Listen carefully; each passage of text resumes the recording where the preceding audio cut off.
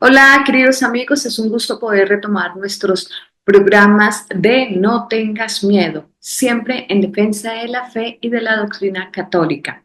Últimamente hemos escuchado hablar bastante acerca de la cultura woke, pero ¿hasta qué punto esta ideología podría llegar a la más alta jerarquía de la iglesia? Pues para hablar de este tema hemos invitado al coronel Santiago Miguel Rospide, quien es también profesor de historia y escritor. Hola, ¿qué tal? Un gusto nuevamente estar con ustedes en este programa y gracias por la invitación. Bueno, y el tema que vamos a desarrollar hoy es a la espera de un Papa Woke. Pero antes de iniciar, quiero hacerles una invitación a todos los que quieran participar de nuestra próxima peregrinación, que será el 6 de octubre, en donde visitaremos los santuarios de Nuestra Señora de Lourdes, Nuestra Señora de Garabandal, La Salette, María Auxiliadora. Iremos también a Milán, ¿qué otros lugares más? A A Alemania. Turín, Don Bosco, Sí, así es. La Sabana Santa también. Alemania, Colonia, Schoenstatt y los lugares donde vivió Ana Catalina Emmerich. Así es. Y también el santuario de Nuestra Señora de Escorial. Y terminaremos en Madrid. Así que quienes deseen participar en esta peregrinación que será dirigida por el padre Gerardo Piñeros del 6 al 22 de octubre, se pueden comunicar al WhatsApp número más 57 310 231 8544. Son cupos limitados, así que aparten su cupo con anticipación. Bueno, Santiago, ¿a qué le podríamos llamar una cultura woke? Bueno, como todos los conceptos de esta cultura de la modernidad, es un concepto ambiguo, pero es como un concepto camaleónico, llamémosle, que se adapta permanentemente y cambia de color de acuerdo al momento cultural que se vive. Woke es como un sinónimo o quiere decir un despertar, ¿sí? También podríamos decir la cultura woke es algo más del progresismo. ¿Eh? Eh, Algunos lo refieren a la izquierda, a esta batalla cultural que promueve la izquierda, pero en realidad es bastante ambiguo porque también hay sectores de la derecha, sobre todo la derecha liberal, que adscriben a cosas o conceptos de la cultura woke. Pero en general es eso, es despertarse, es adaptarse, es ser políticamente correcto, es no ser intolerante, ser una persona inclusiva, una persona que se adapta, una persona que puede hablar con cualquiera, de cualquier tema y con una libertad muy amplia, ¿no? Eso es en general la cultura woke. Pero una de las características distintivas de esta cultura que sería de adaptación, de un abrirse, ¿sí?, al resto, es que es profundamente anticristiana, ¿sí? Ujú. Intolerante hacia todo concepto cristiano o toda cuestión que venga de las cuestiones, valga la redundancia, trascendentes de la vida. La cultura woke es una cultura naturalista, inmanentista, antropocéntrica, revolucionaria y, como dijimos, profundamente anticristiana. Claro, enemiga 100% de Dios. Aparenta ser buena, entra con una miel, pero después obviamente va a meter el veneno y el principal objetivo es justamente esto, alejar a las personas de Dios. Pero ¿cómo podríamos llegar a identificar? Porque desafortunadamente esta cultura woke ya está en la alta jerarquía de la iglesia. Ahora, ¿cuál es nuestro papel? ¿Qué debemos hacer para identificar cuando un sacerdote, un cardenal, un obispo pueda apoyar esta cultura woke? Es fácil. Bueno, no es tan fácil, porque realmente encuentran, como ya lo acabé de decir, van a entrar siempre con la miel, pero luego meterán el veneno. Y una de este dulce que entra con la cultura woke es afirmando. Vamos a dar 9 puntos. El primer punto es afirman o dicen o promueven una iglesia para todos. ¿A qué se refiere concretamente esta frase, este objetivo, una iglesia para todos, todos, todos? Bueno, justamente es una iglesia inclusiva, es una iglesia justamente que se adapta perfectamente a la cultura woke, porque en ese despertar, en ese abrirse, justamente estarían todos, y se incluiría a todo el mundo. Pero ese todos es peligroso, porque si todos vienen a la iglesia y no aceptan las normas de la iglesia, entonces no es una iglesia para todos. Y ahí empezaría el conflicto y ahí empieza la fricción, donde justamente estamos transitando en estos tiempos saciados, en estos tiempos tristes que vive la iglesia, donde todos quieren entrar y todos quieren poner su granito de arena, pero en el desorden, en la confusión, la que pierde es la iglesia fundada por Cristo. Así es. Un segundo punto es la defensa de la justicia social como mandato divino. Por ejemplo, una lucha contra la pobreza y así como lo hicieron, como pasó con la teología de la liberación, en donde se promovía bastante la defensa de los pobres, la lucha contra los pobres, detrás de esto que es obviamente una obra de misericordia y que todos lo tendríamos que tener dentro de nuestros planes, no solamente en la iglesia, sino a nivel personal también, pero venía con una trampa y detrás de eso estaba la negación de los dogmas de fe, entre ellos la transustanciación, que es lo principal, o sea, es tener a Jesús en el cuerpo de Jesús, la sangre de Jesús a través de la consagración que hacen los sacerdotes durante la misa. Esto es prácticamente el negar que existe la transustanciación, es como que negar que está Jesús en la tierra. ¿Es así o no? Bueno, eso es terrible. Ha habido también inclusive milagros eucarísticos de sacerdotes. No recuerdo los nombres, no recuerdo los lugares específicos de los milagros eucarísticos, pero sacerdotes ya en la Edad Media que dudaban al momento de la consagración, que estaban consagrando el cuerpo, la sangre y la divinidad de nuestro Señor Jesucristo, y esa hostia que es materialmente, visiblemente es un pedacito de pan, un pedacito de trigo, se comenzaba a chorrear sangre, ¿no? Y se transforma inclusive en un pedacito de carne humana. Bueno, para esa gente que no cree en la transustanciación, bueno, esperemos que se arrepientan antes de... Se lo van a encontrar a Cristo el día que partan de este mundo. Son cosas terribles, son apostasías que vivimos. Y volviendo al tema de la justicia social, que es un valor a defender y a proteger, la Iglesia Católica desde tiempos inmemoriales favorece, protege el tema de la justicia social. Inclusive Santo Tomás de Aquino enseñaba en la época de la cristiandad como un valor del príncipe y gobernante cristiano tutelar, vigilar y proteger a los pobres. Recordemos a San Luis, rey de Francia, y tantos otros que, a pesar de estar expuestos encumbrados, primeras magistraturas, rey, en este caso, no dejaban de lado el tema del amor por los pobres que Cristo siempre enseñó. Pero claro, en la iglesia el marxismo se introdujo, inoculó su veneno y muchos sacerdotes aceptaron, sacerdotes y bueno, más alta jerarquía, ¿no? Aceptaron esta ideología marxista, la quisieron adaptar a la Iglesia Católica, crearon esta teología de la liberación, que como muy bien se dice, no es ni teología ni libera de nada, sino que encadena al hombre y abaja el cristianismo al marxismo, y es peligroso, porque en definitiva la primacía la tiene darle de comer al pobre en la parte material y olvidarse de la salvación del alma, algo terrible. Así es. Un tercer punto es la empatía como una nueva forma de vivir el Evangelio.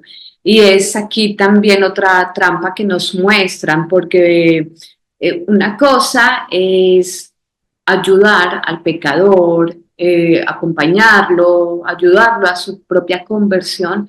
Otra cosa muy diferente es que nos lleven a aceptar su pecado. No es así, o sea, tenemos que trabajar por la salvación del alma de él, no tenemos que hundirnos con él, ¿no? Claro, es terrible.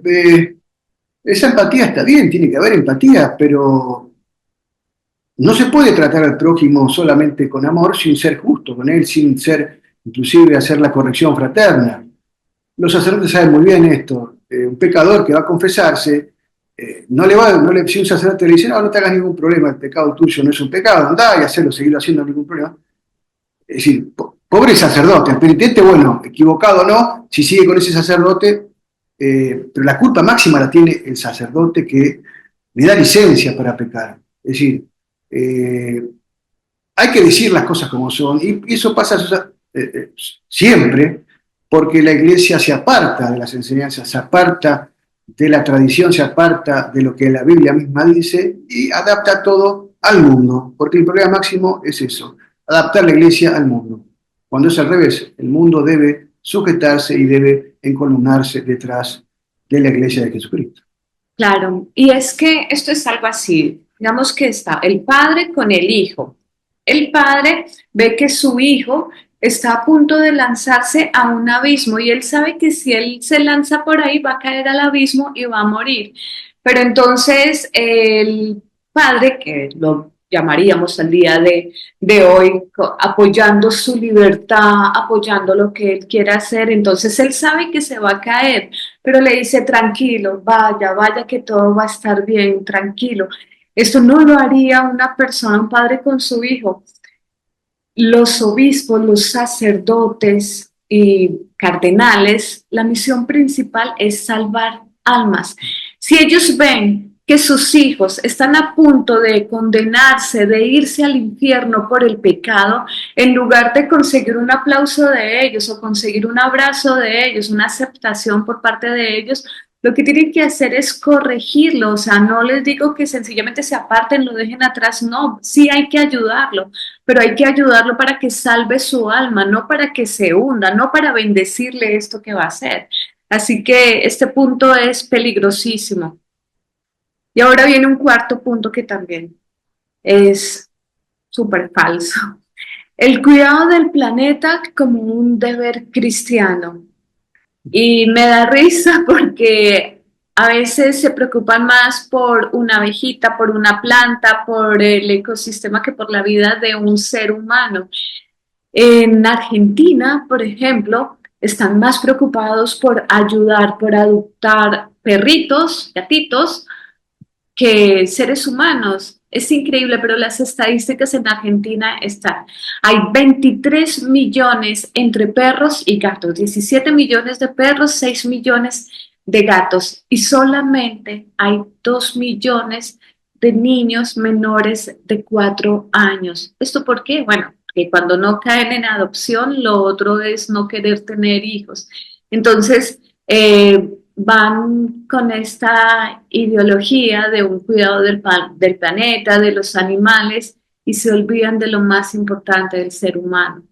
Sí, esto, bueno, sería como la ideología del ambientalismo, de Greenpeace y de todas estas organizaciones ONG que en el fondo promueven un amor idolátrico por los animales, por la naturaleza, y un odio hacia el ser humano, como imagen y creación de Dios. Por eso, como vos bien decías, se preocupan por los animalitos, por las plantitas, por los bichitos, y matan en sus vientres, aman, salvan a los seres humanos, a sus hijos, y caminan muy felices. Bueno, Francia lo hemos visto, como el presidente Macron logró, y sonreía, vamos a ver si se va a sonreír así cuando se presente ante el juicio de Cristo, sonreía agradeciendo de que la Constitución francesa, o sea, la norma más importante, la Carta Magna de las leyes que rige en cualquier país, en este caso Francia, puso como algo, un derecho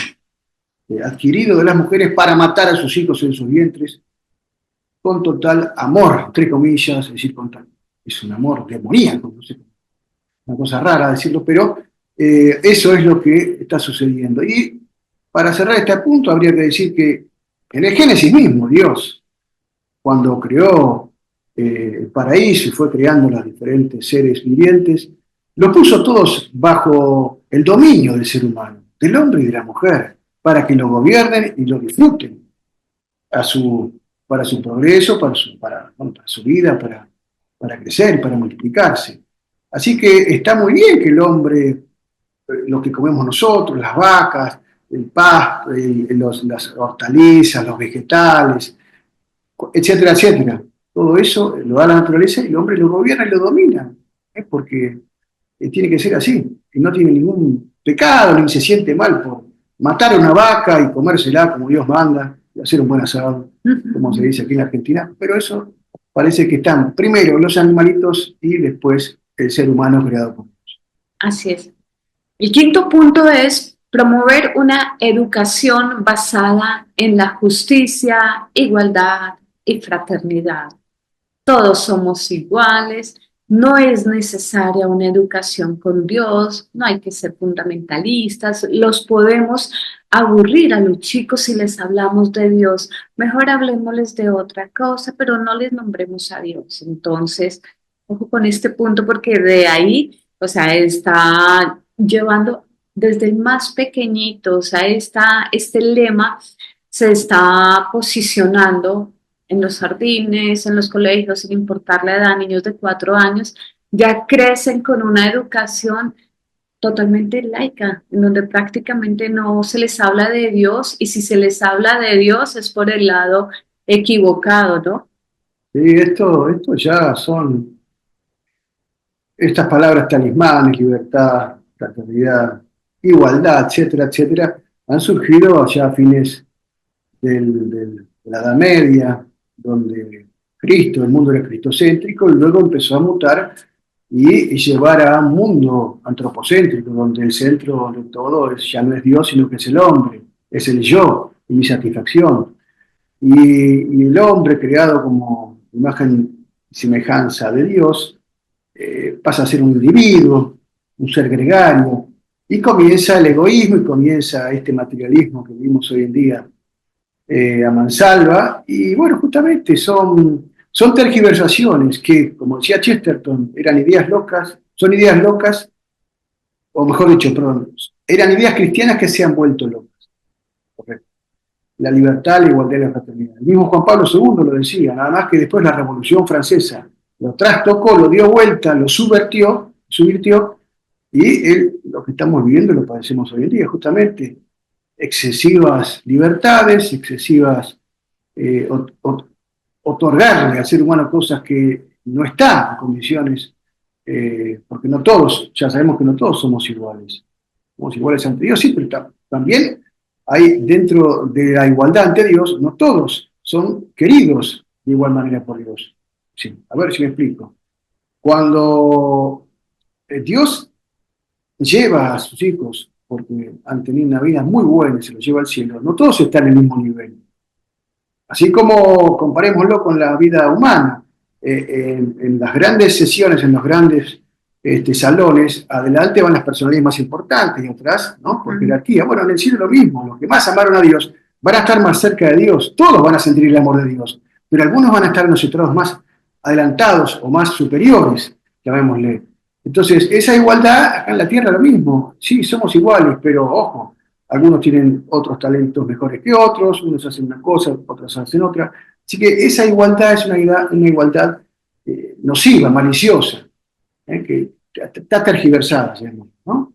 Así es. Y bueno, aprovechando que acabas de hablar acerca de la Revolución Francesa, les quiero recomendar este libro que escribió Santiago llamado La Revolución Francesa, una inspiración demoníaca, porque desafortunadamente aún existen personas que dicen, gracias a la Revolución Francesa tenemos, las mujeres tenemos mayores derechos, tenemos libertad y bueno, la viven defendiendo la Revolución Francesa en toda etapa del colegio, así que es importantísimo tener este libro. ¿Por qué es importante que un católico tenga este libro de la Revolución Francesa, Santiago? Bueno, es importante, ¿por qué? Porque desenmascaron, evidentemente, muchos otros escritores, pensadores, grandes doctrinarios de nuestra historia, lo han hecho antes que nosotros. Pero bueno, es como un repaso de los grandes hitos que la Revolución Francesa fue,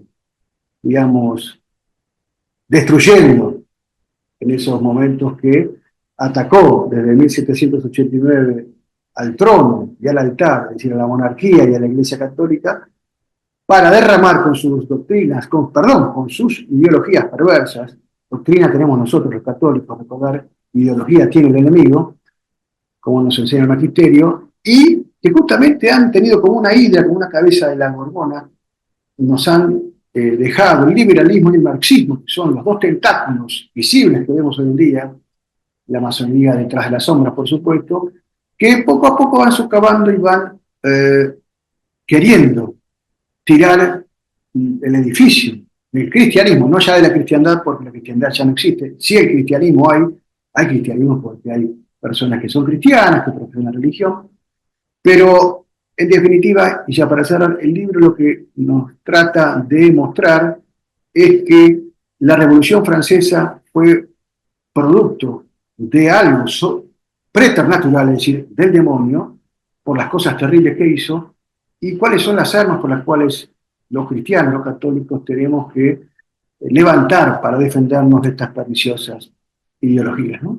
Así es, el libro, que los volvamos a mostrar, La Revolución Francesa, una inspiración demoníaca, lo pueden o se distribuye en Colombia y en Argentina. Quienes deseen adquirirlo, ya quedan pocos ejemplares, en Colombia especialmente, se pueden comunicar al WhatsApp número más 57 310 231 85 44, nos escriben y ahí les daremos, bueno, todas las instrucciones para que puedan adquirir el libro.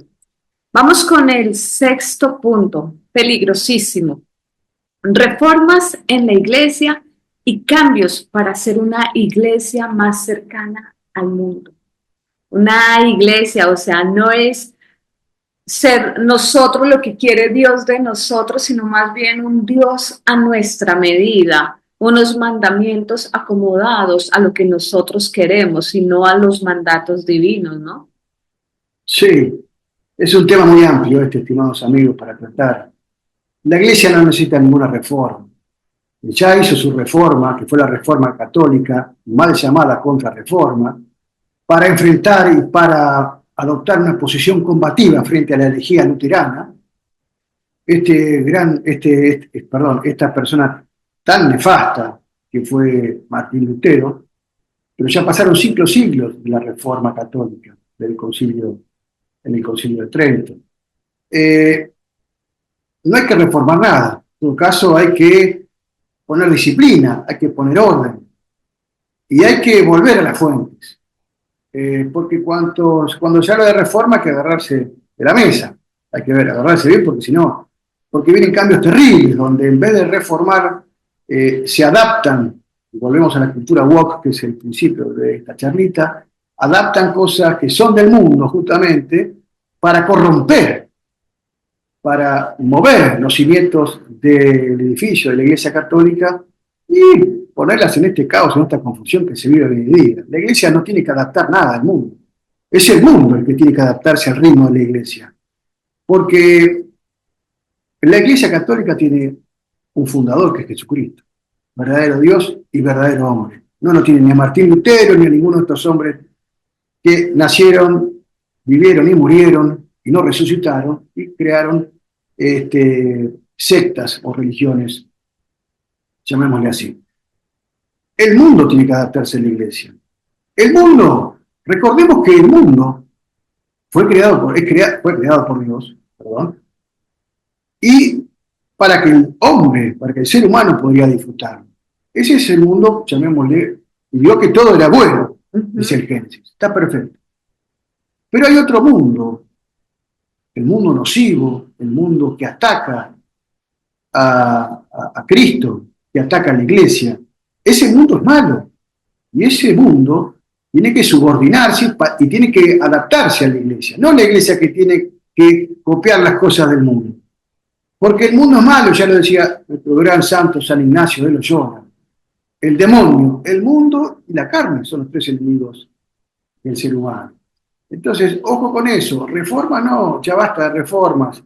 Fíjese el caos que hay con las reformas y todas estas porquerías, discúlpeme la expresión poco académica, que ha ingresado a la Iglesia con esto de ir a las marchas de homosexuales, donde están desnudos, donde dicen blasfemias y ponen pancartas contra la Iglesia. Digo esto porque en mi país, en Argentina, el obispo de la ciudad de Mendoza, convocó a que marchen todos los fieles de su diócesis a una marcha homosexual. Esto es terrible. Estas cosas no, en otras épocas ya habían sido comulgados, si existiría la Santa Inquisición, pobre obispo, ¿no? Si no se retracta.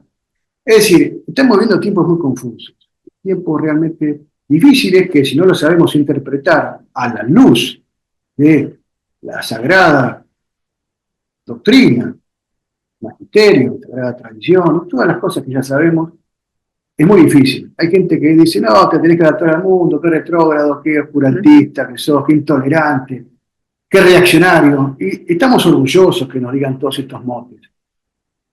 Nos da tristeza y nos da pena que la gente no lo vea y bueno, ojalá se den cuenta a tiempo, ¿no? Claro. Y ojo con aquello de una falsa obediencia, porque hay que ser obedientes al sacerdote que es obediente a su obispo, al obispo que es obediente al cardenal que es obediente al papa y al papa que es obediente al magisterio de la iglesia.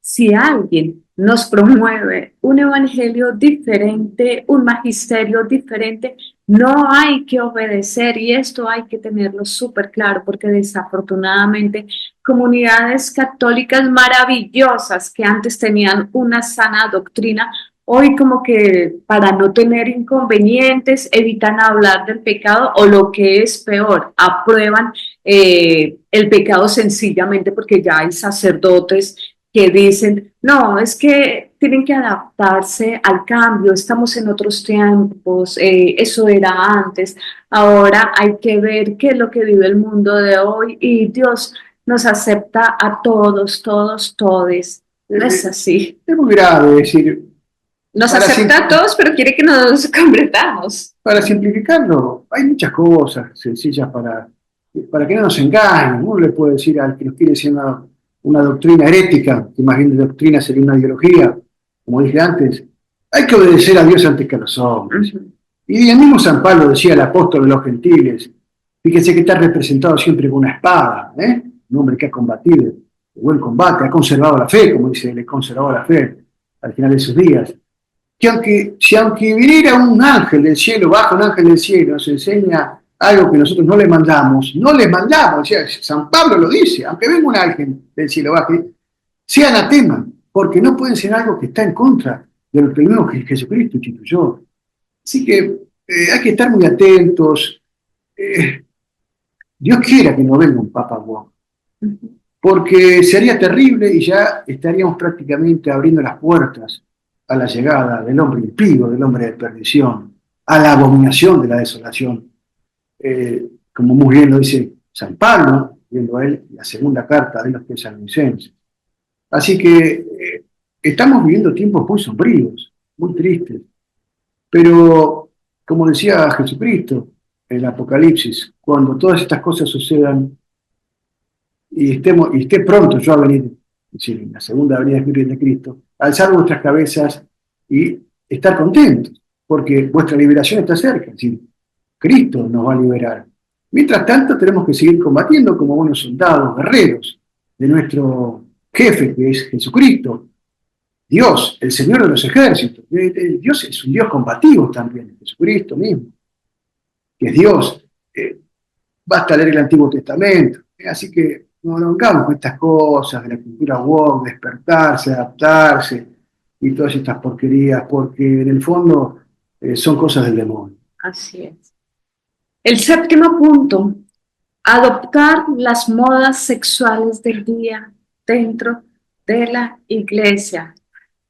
Crecí conociendo nada más dos sexos, femenino y masculino. Hoy en día se tiene que aceptar casi que institucionalmente que exista masculino, femenino, otro, en el mejor de los casos, pero ya después van a salir no binario, lesbiana, gay, y es como si fuera una moda. Yo recuerdo más o menos cuando estaba en el programa del doctor Galad, bueno, que en paz descanse y que fue un súper adelantado a los tiempos que estamos viviendo hoy.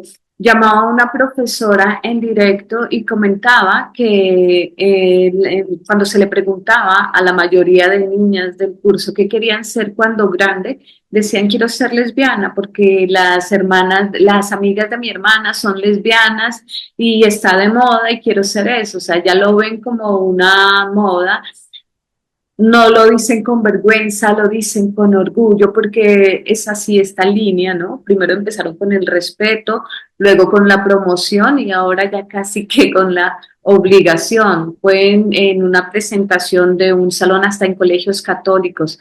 Se levantan las niñas o niños, lo que sea, diciendo, bueno, su nombre, mi nombre es tal y soy no binario. Así se identifica y bueno, al paso que vamos, entonces no me imagino cómo van a tener que aceptar, o sea, va a ser prácticamente el que diga que es un heterosexual, entonces va a ser el más fundamentalista y el malo del paseo, ¿no? Estos son los temas que están más en boga, de moda. Será cuestión de volver a Sodoma y Gomorra, pero se ve que ni siquiera los clérigos, los altos, mitradas, que apoyan abiertamente estas prácticas sodomíticas, antinaturales, nefandas, terribles. Recuerdo de chico había pinturas, eh, en catecismos, en imágenes de lo que eran eh, demonios, que ya ni aparecen los catecismos de hoy. Pero lo peor es que la iglesia se adaptó también al mundo. Recordemos la fiducia, la llamamos así, femenina, e irónicamente, porque es una cosa terrible, bendecir abiertamente el pecado nefando de la homosexualidad. Y me viene a la memoria la imagen de un sacerdote que bendijo a una pareja de un argentino, creo que el otro era uruguayo, en Punta del Este. El argentino era un actor muy conocido, homosexual, y su pareja también, ¿no? Y se casaban por civil y después del civil el sacerdote fue y los bendijo. Y está la filmación, la pueden buscar por internet, es una cosa terrible. Percivales o perciabales se llama la persona. Y la iglesia fue y lo bendijo abiertamente en público, ante las cámaras de televisión, sin ningún arrepentimiento, sin ninguna reconvención para que estas personas meriten y se den cuenta que lo que están haciendo es un pecado nefando, castigado. Dios, el catecismo mismo lo condena, pero la iglesia, a través de una, no recuerdo el nombre que tiene, pero la fiducia, no recuerdo el nombre del documento, ¿cómo se llama? Magisterialmente, aprueba estas cosas. Es muy grave porque la homosexualidad, bajo cualquier punto que se lo vea, la práctica de la homosexualidad es una cosa terrible. Y si todo el mundo fuera homosexual, se acabaría el mundo. Y lo peor de eso es que también les dan adopción a estos degenerados para que críen criaturas. Entonces, doblemente malo. Y los estados, los gobernantes que aprueban estas leyes tendrán que rendir cuentas ante Dios. Es todo muy grave, pero todos siguen bailando como en los tiempos de Noé hasta que venga el diluvio, Claro. ¿no?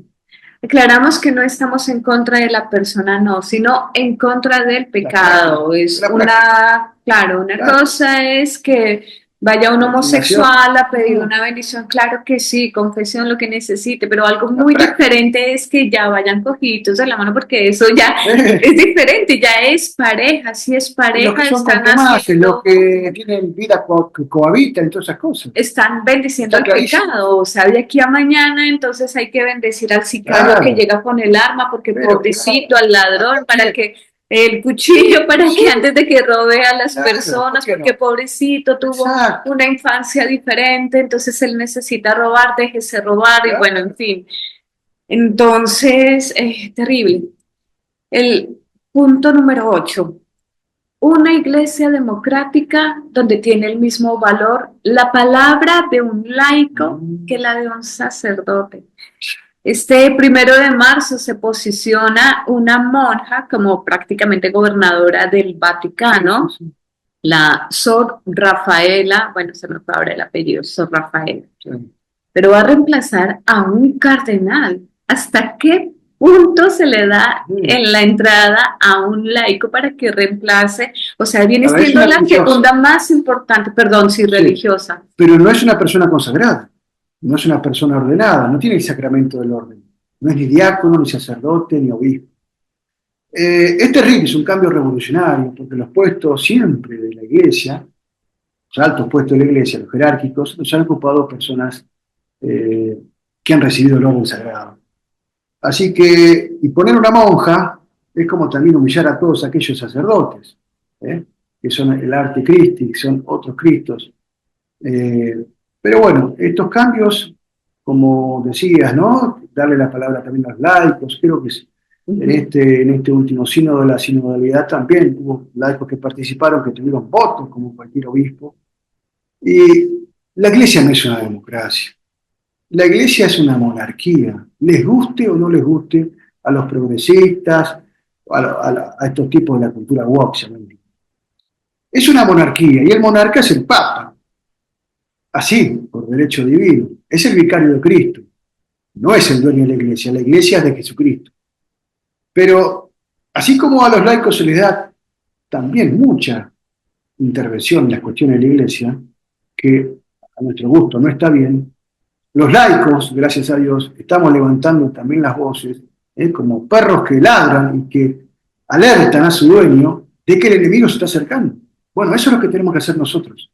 Porque, así como Cristo decía, hacia esta, aunque los hagan callar a esto, las piedras hablarán. Dice, ¿no? Diciendo, alguien va a decir todas estas cosas. Bueno, las piedras somos nosotros, Señor.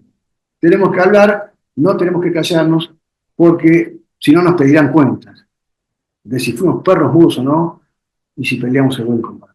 Claro, y es un peligro abrirle la puerta a la democracia dentro de la iglesia, porque hay cosas que son innegociables, o sea, en la iglesia no cabe la democracia, sencillamente nosotros lo único que tenemos que hacer es obedecer lo que nos dice el magisterio, la palabra de Dios, el catecismo. Esto no es cuestión de votar, ¿qué le parece esto? ¿Le parece bien? No, o sea, es como que si no entra muchas veces en un hogar la democracia, porque es como por decir, está el padre, la hija quiere irse a vivir en unión libre y el padre, a pesar de que diga que no me gustaría que mi hija se fuera a vivir en unión libre con nadie.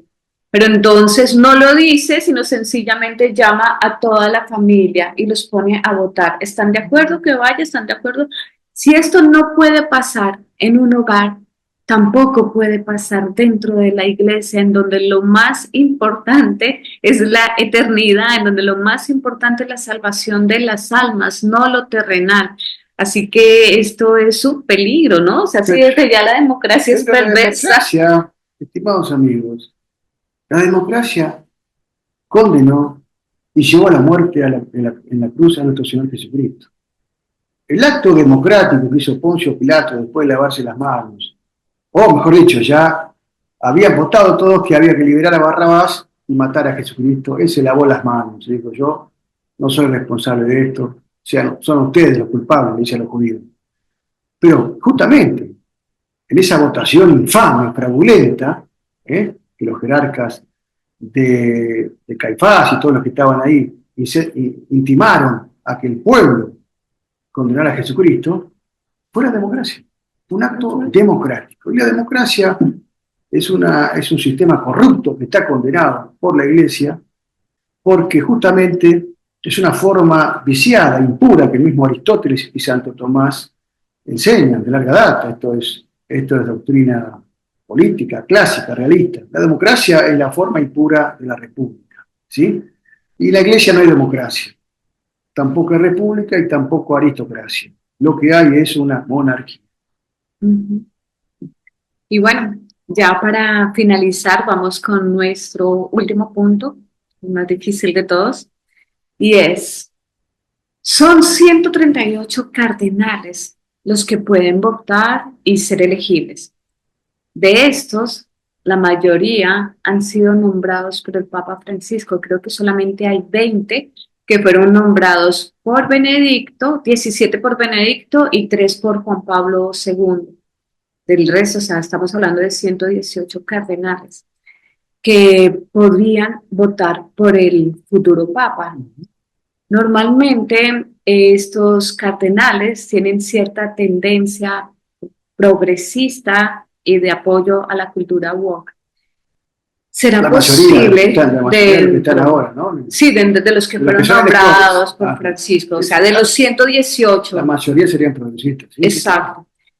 Sería muy posible entonces que el próximo Papa apoye la cultura woke. A ver, siempre se ha dicho que en el cónclave, en las sesiones del cónclave de votación, que para eso hacen congregaciones los cardenales, se juntan, después a puertas cerradas siguen hablando, tocan temas de la iglesia, de cómo tenía que ser la futura iglesia, bla, bla, bla. Y sí, cuando una persona está en gracia a Dios, y te lo dice el catecismo, el Espíritu Santo reina en esa persona. Y el Espíritu Santo puede torcer también el destino de la iglesia y puede inclinarla hacia un papa que puede ser un papa que devuelva la claridad y el orden, la estabilidad en la iglesia. Eso es lo que confiamos todos los creyentes. Dios quiera que el, el papa que venga, no sabemos cuándo, el año que viene, cuando sea, solo Dios sabe, ese papa deberá tener que restaurar muchas de las cosas que nuestros enemigos íntimos, que están dentro de la iglesia y que se están apoderando de las llaves de la iglesia, sean desterrados, sean echados, sean aniquilados, en palabras militares, para que vuelva a resurgir y florecer la iglesia, ¿no? Claro, además han pasado casos, ¿no? Con otros papas que tenían diferente forma de pensar y en el momento sí, claro. es como que se convirtieron, como que el Espíritu Sí. Santo fluyó. Sí, sí, sí. Es el caso del Beato, Papa Pío IX, de feliz memoria. El Papa Pío IX, cuando fue, mediados del siglo XIX, cuando fue electo Papa, los enemigos de la iglesia, todos los liberales, muchos masones, mucho del ambiente masónico que ya estaba fuerte en esa época, empezaba a agarrarse en Europa y después a diseminarse por todo Occidente, estaban contentos con la elección del Papa Pío IX. Pero el Papa Pío IX no tardó, como se dice, en darse vuelta y decir, no, las cosas son así, y enfilar directamente contra los enemigos, contra esos mismos liberales y masones, que estaban contentos con su elección, atacarlos abiertamente y nos dejó encíclicas maravillosas, el sílabo, la cuanta cura y tantas otras cuestiones que abiertamente condenaron a todos los enemigos y a todas las herejías de la iglesia.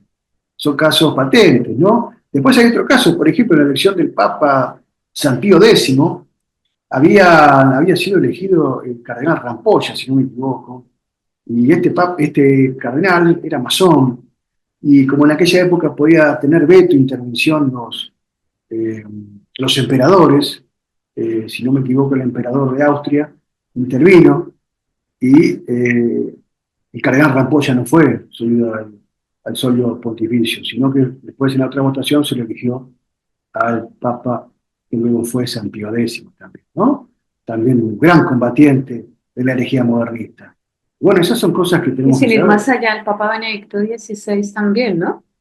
El Papa Benedicto XVI, Porque antes apoyaba la teología de la al principio, liberación. sí, en sus primeras épocas, cuando era joven, claro, después también tuvo su viraje y fue un enemigo acérrimo también de todo esto. Es decir, lo que uno más quiere es que la gente, bueno, San Pablo ha sido un perseguidor de los judíos y después se convirtió misteriosamente en ese camino, el camino a Damasco, cayó del caballo y Cristo lo dejó ciego y después volvió a la luz de la vista y del alma, y fue el apóstol de los gentiles. Así que Dios quiera que la iglesia no tenga ningún papagüoc, Dios quiera que la iglesia vuelva a resurgir como sus mejores tiempos.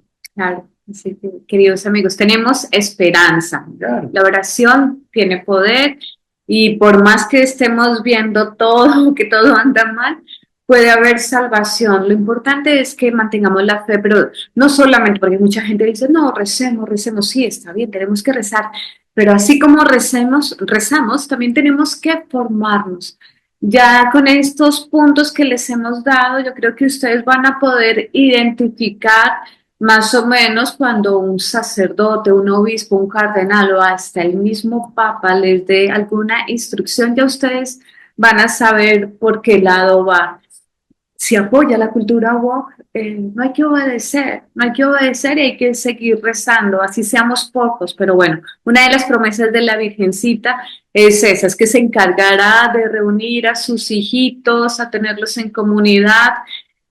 Entonces no nos queda más eso que rezar y tratar de juntarnos entre personas que pensamos igual, que podamos defender entre todos la sana doctrina, que podamos enseñar y bueno, si no podemos ayudar para que otros convencerlos, pues al menos que no nos dejen o que no nos dejemos contaminar por el progresismo, ¿no? Y así finalizamos nuestro programa de hoy. Los esperamos en un próximo programa. Recuerden que pueden participar en la próxima peregrinación por santuarios marianos del 6 de octubre al 22 de octubre, acompañados por el padre Gerardo Piñeros, donde visitaremos el santuario de Montserrat, de Nuestra Señora de Lourdes, Nuestra Señora de Garabandal, Nuestra Señora de La Salette, María Auxiliadora, Juan Bosco, Vamos a concluir, la Sabana Santa, en Colonia, Colonia, y están los lugar, restos de Reyes sí, Magos, en Schwesta, también en Alemania, y en las localidades donde vivió la beata Catalina sí. Emmerich, fue la vidente la cual se apoyó la película que dirigió Mel Gibson. Y también el santuario de Nuestra Señora del Escorial. Eh, Muy Así. bien. Así finalizamos nuestro programa. Pueden escribirnos si están interesados en participar en la peregrinación al WhatsApp número más 57 310 231 85 44. Que Dios los bendiga.